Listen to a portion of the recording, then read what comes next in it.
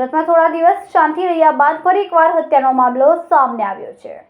શહેરના ઉધના વિસ્તારમાં વાહન પાર્ક કરવા જેવી સામાન્ય બાબતે લુખ્ખાએ એક વેપારીને ચપ્પુના ધડાધડ 10 ઘા ઝીંકીને હત્યા નિપજાવતા ચકચાર મચી છે। હત્યાનો આ હચમચાવતો બનાવ નજીકમાં લાગેલા સીસીટીવીમાં કેદ થયો હતો। આરોપી માત્ર 10 સેકન્ડમાં વેપારીને ચપ્પુના 10 ઘા મારતો નજરે પડ્યો હતો। લોકોએ હિંમત કરીને આરોપીને લોહી નીતરતા ચપ્પુ સાથે ઝડપી પાડીને પોલીસને હવાલે કર્યો હતો। પોલીસે આરોપીને ઝડપીને વધુ તપાસ હાથ ધરી છે। આરોપી સામે ભૂતકાળમાં 1 થી વધુ ગુનાઓ નોંધાયેલા હોવાનું પ્રાથમિક તપાસમાં સામે આવ્યું છે। સુરત શહેરમાં ઉધના વિસ્તારમાં બાઇક પાર્ક કરવા મુદ્દે થયેલા વિવાદ હત્યા સુધી પહોંચ્યો હતો। આરોપી નીરજ ગુનાહિત ઇતિહાસ ધરાવે છે। ચોરી, મારામારી, લૂંટ સહિત 8 જેટલા ગુના તેની ઉપર નોંધાઈ ચૂક્યા છે। એટલું જ નહીં, પોલીસે તેની ઉપર પાસાની કાર્યવાહી પણ કરી છે।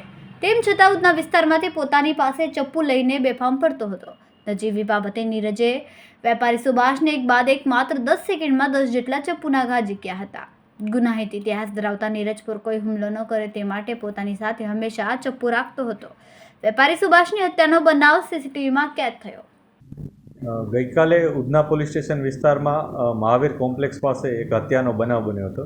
આ બનાવમાં જે ભોગ બનનાર છે એ ત્યાંના પોતાના તે માર્કેટના વેપારી જ છે। તેને પોતાની સેલ્સની દુકાન છે।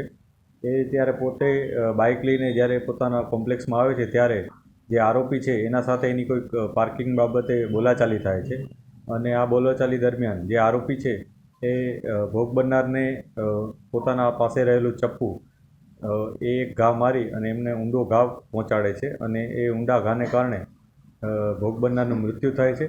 પોલીસે આરોપી જેનું નામ નીરજ ગંગાસાગર કરીને છે એની ધરપકડ કરી છે અને એનો જે ગુનાહિત ઇતિહાસ છે એ પણ અમે તપાસ્યો છે। આરોપી અગાઉ ચોરીના ને એવા પ્રકારના ગુનાઓમાં સંડોવાયેલ હતો અને પોતે કોઈ નિશ્ચિત જગ્યાએ રહેતો નથી, એ ફરતો રહેતો હોય છે, ગમે ત્યાં સૂઈ જાય છે।